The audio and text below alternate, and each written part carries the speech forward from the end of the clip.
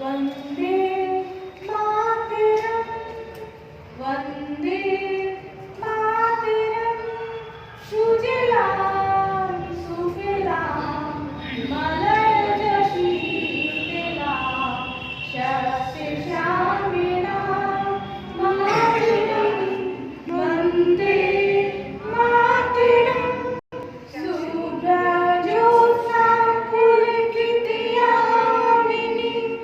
पुल्लिकशोभिता शुभदलशोभिनीं सुहासिनीं सुमधुरभाषिणीं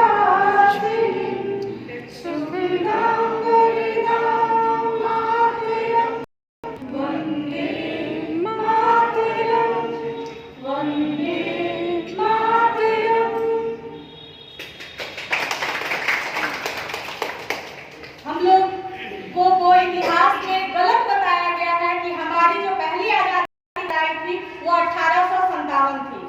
actually हमारी जो पहली आजादी की लड़ाई थी वो 1770 से 1774 तक चलने वाला सन्यासी विद्रोह था, जो हमें नहीं बताया गया। और इसकी शुरुआत जो होती है वो हमारे बिहार की राजधानी पटना से होती है। तो हम लोग ऐसी धरती से, ऐसी विरासत से बिलोंग करते हैं जहां से हमारी पहली आजादी की लड़ाई की शुरुआत होती है।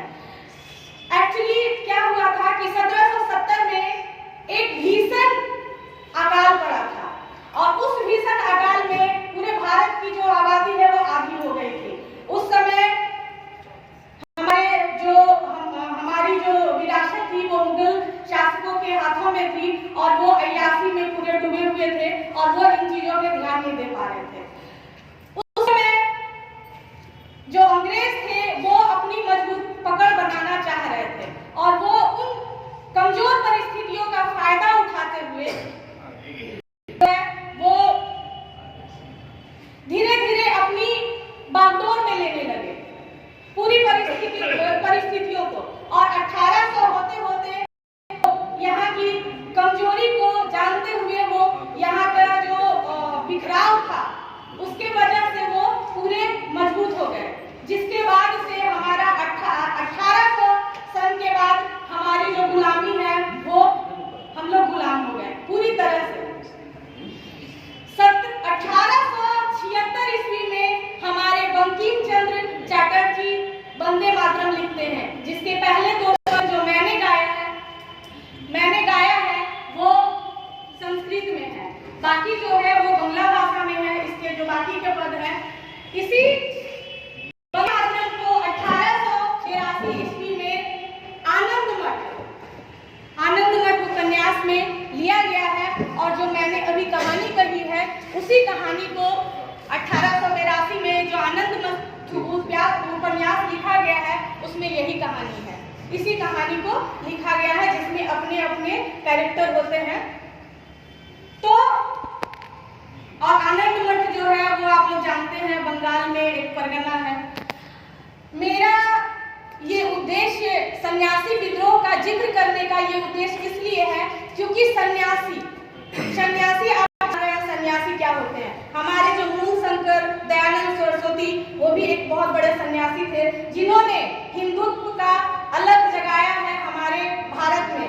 उसके बाद हमारे विवेकानंद ने भी उसका अच्छा जिक्र किया है और कहा है कि अगर भारत को फिर से विश्व गुरु बनाना है और फिर से यहाँ पे शिक्षा को सुदृढ़ करनी है और यहाँ पे अगर फिर से वैसा ही विकास करना है, स्वर्ण युग में बदलना है, तो वेदों की ओर लौट चलो, क्योंकि उसकी भाषा संस्कृत है जो बहुत ही वैज्ञानिक भाषा है और वेद में सारे सवालों के जवाब हैं।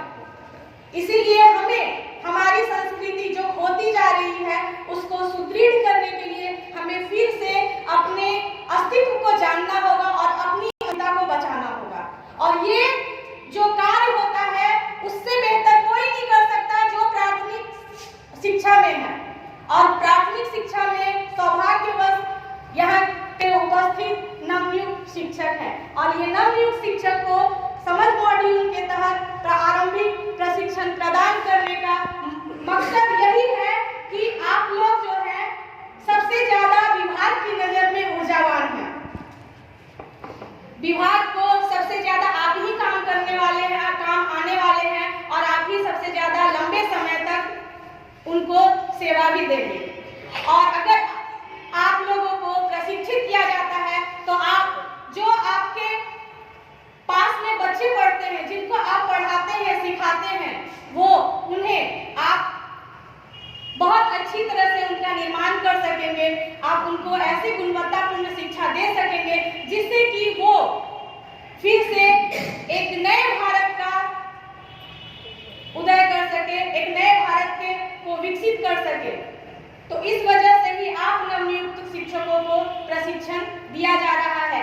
समय समय पर आजादी के पहले भी यहाँ पे जितने सारे घोषणा पत्र आए अंग्रेजों के द्वारा, उसमें भी शिक्षा को बहुत ज्यादा तंग किया गया है। उसका वजह भी यही रहा है कि जहाँ पे विश्वविद्यालय हुए या फिर महाविद्यालय हुए, वहाँ पे आज जैसे कि जेएनयू की स्थिति है, वहाँ पे क्रांतिकारी जो है वो पढ़ते थे और पढ़ करके उनको समझ में आता था कि हम किस स्तर की गुलामी में हैं, तो उससे वो निकलने का उपाय खोजते थे।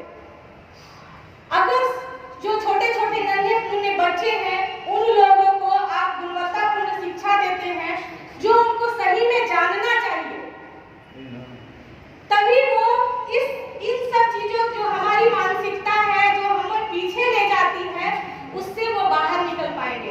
उनको सही ढंग से सही उम्र में अच्छा ज्ञान होना चाहिए। जो वो पढ़ते हैं उसको उसी संदर्भ में, उसी प्रसंग में उसका वो अर्थ जान पाए।